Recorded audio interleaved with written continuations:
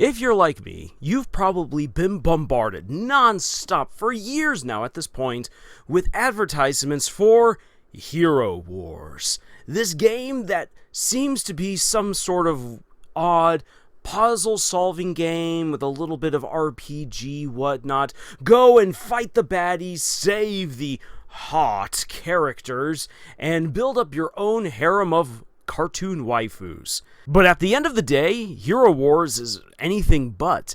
It is a pay-to-play, and especially pay-to-win and feel good about yourself kind of game with the absolute thinnest veneer of anything worthy of your time. However, it is a game that is designed to be fantastically addictive, like so many other cheap, so-called free online games out there. Ultimately, it's a sham, but because this is a channel by novice authors for novice authors, I decided, you know what, after all this time of just getting bombarded with advertisements for these games, why don't I check it out and see if there's actually anything to it?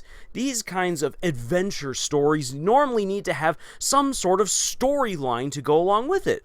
What is the storyline? All of these characters and these waifus who you're supposed to collect. What are their stories? Is there any sort of real character development between them? I highly doubted it, but I wanted to see what would be there. And ultimately, I was not disappointed in the slightest. You really have, again, just the absolute thinnest veneer, an illusion really of any sort of story. As far as anyone can tell while playing through the game, you're up against some sort of archdemon that has allowed evil to infest all of these heroes whom you must save, or as they call them, these guardians. Who are the guardians? You have no clue. Who are they?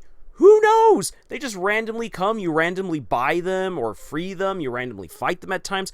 Oftentimes you're kind of fighting against yourself and it doesn't really make any sense. And as you collect them, you're given the option to find out more about these characters' stories. And when you click on their backgrounds, you get basically the blurb of what you would expect from a Yu-Gi-Oh card. In fact, you get more lore out of Magic the Gathering, just looking at the blurbs of those little cards, than you get from looking at the blurbs for these characters.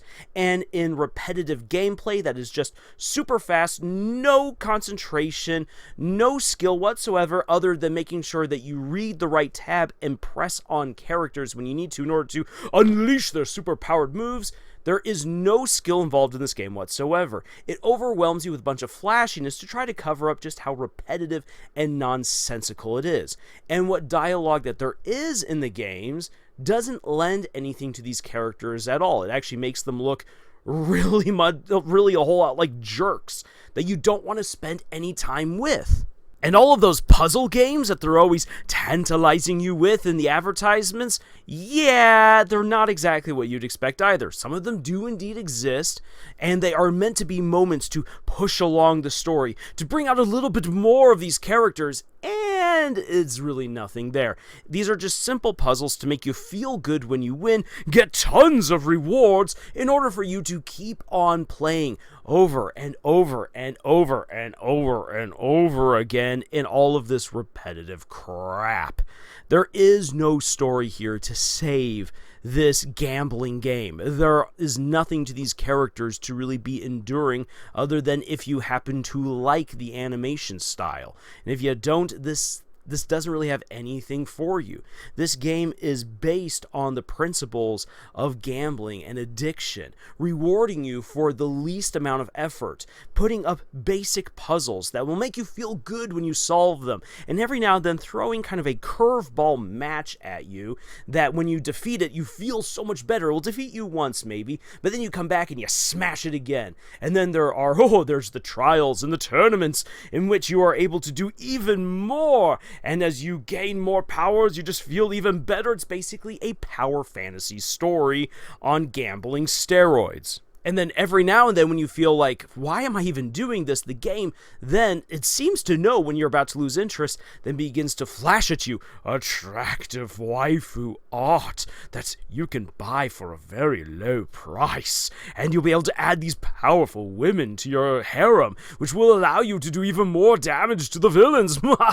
And save even more guardians and more waifus. Don't you feel so good about yourself that you're saving all of these beautiful damsels in distress, building this battle harem, and then going and killing the bad guys? Oh, you know you do. This is you living out your power fantasy at your own speed. You don't need to wait next week for the next installment of the next horrible, bland, no effort isekai story. Oh no, you get to live it all out right here, right now, all for a low price. Just continue paying and you'll be able to play. So ultimately, we can easily conclude that Hero Wars is a load of junk. But here's the thing, it continues to exist, it continues to afford all of this ad space because people are buying into it. And when you look online, and you're going to find all these people trashing it, you're actually going to find an equal number of people supporting and even defending Hero Wars, saying that they're totally okay with it. And they're like, oh, imagine paying $100 to win. Never mind the fact that I've been dumping about hundreds of hours into this game and at least $50 myself because I needed one or two waifus. That's the kind of stuff that you see here online. I'm like, why is this even working? Well, it comes down to a principle of advertising over storytelling. And this is actually something that's becoming even more prevalent within modern storytelling. And it's something that's actually existed for a long time. This isn't anything new.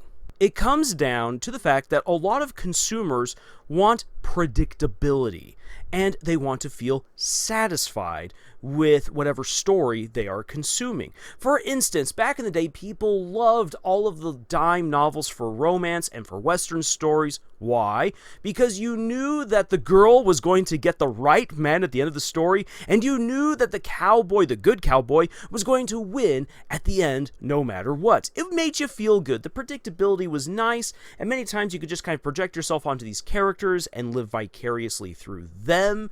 As stories have advanced over time, we've come to expect more and more that more characters are going to be fleshed out, that there will be greater representation of a greater variety of characters from their various sexualities, ethnicities, backgrounds, beliefs, body types, and whatnot, and that we're going to get into the psyche of these characters. They are going to become fully fleshed out.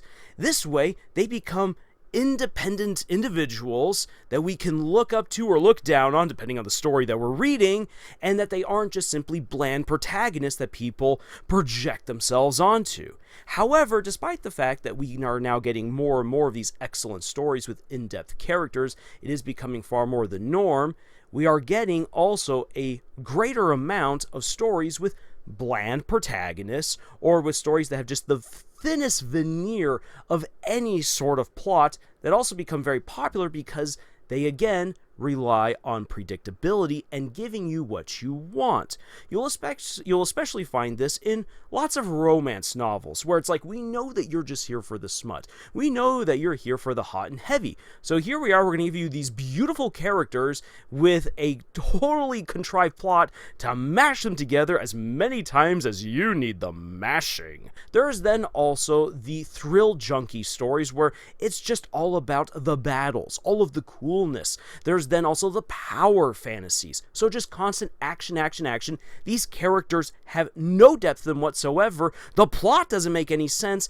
Everything just simply exists in order for characters to fight each other, and there's really nothing more to them than that. And of course, the power fantasies are, oh, you feel down on yourself, you feel like the world is against you, you feel like you don't matter. Well, here's a bland protagonist for you to project yourself on, who is going to dominate all of the world and all of its villains, who's going to be beloved by everyone simply for existing, and is going to get every single guy or gal out there to love them, and they will just continue to increase in power until they are the absolute best. Why? Because you, dear reader, are actually the very best. Now, stories that rely primarily on action, accruing powers, or romance can very easily fall into this mess where they rely just simply on basic tropes, bland protagonists, and giving the audience what they believe the audience wants, rather than delivering a good story that the audience needs, providing them with great in-depth characters that they can actually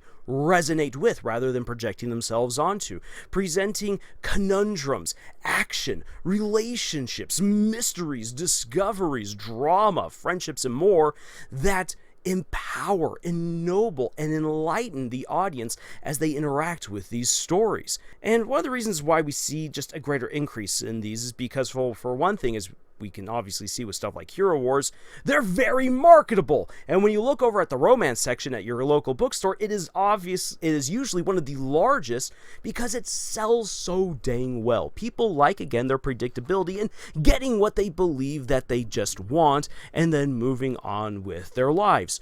Consume product and get ready for next product. And it's this kind of mentality that has led companies, for instance, like Disney, to really devalue the quality of their own storytelling because they believe that they could just simply replicate this and make buco bucks. The problem is that this kind of storytelling, while it can be very addictive, has no substance. And once an addiction has run its course and has burned someone out, they have nothing else left to give.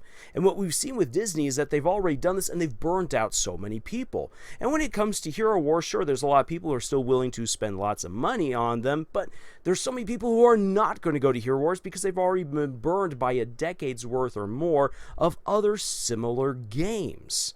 And so looking at Hero Wars just from a bird's eye view as a novice author, because there's really nothing to actually get into with this game at all. There is no story. There's no good character development. There are no characters to root for. You're just projecting yourself in this weird accumulation of characters, maybe building up a harem, maybe building up a great team to go fight. You're going to go smash monsters and receive rewards for the least amount of effort you could possibly do.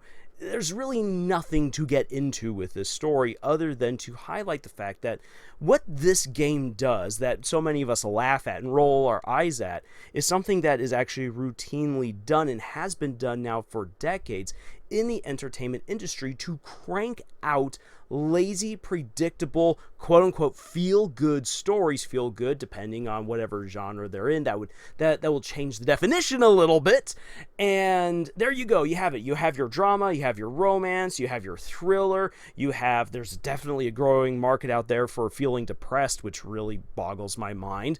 But it's there. These stories that are so minimal effort and rely on these thin characters and a variety of tropes to make it work, rather than putting in the effort to tell a very good story that will resonate with a large audience. And it's all done to maximize efficiency, and with that efficiency try to maximize profitability, as opposed to putting in the time to develop real and actual skills to tell an excellent story that, even though it might not do very well, it might not bring in the buco bucks, that it will be an ennobling experience for you as the creator and for anyone who picks up your story and reads it.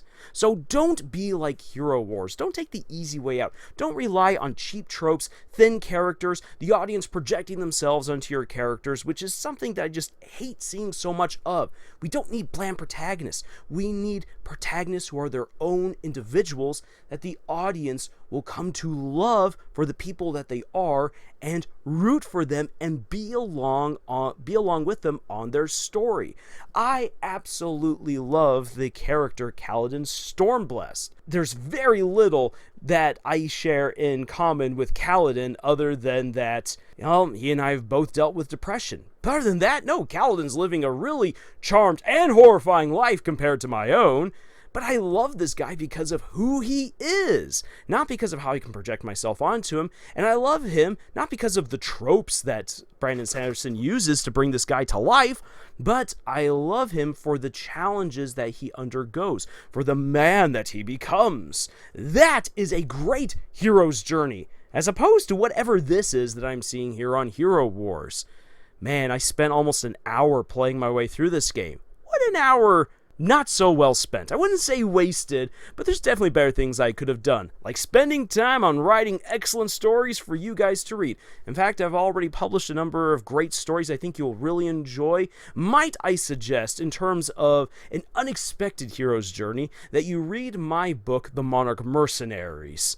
This space pirate adventure story is too hot for the presses, too genre-bending, too wild, that no publisher would ever touch this, and yet I do believe it is one of the best stories that I have ever written, and I would really like for you to check it out. Link for that and all my other books are in the description below. And thank you so much for joining me on this wacky adventure we call writing. Hopefully I never again have to descend into the depths that is Hero Wars, and until the next video, y'all, tschüss.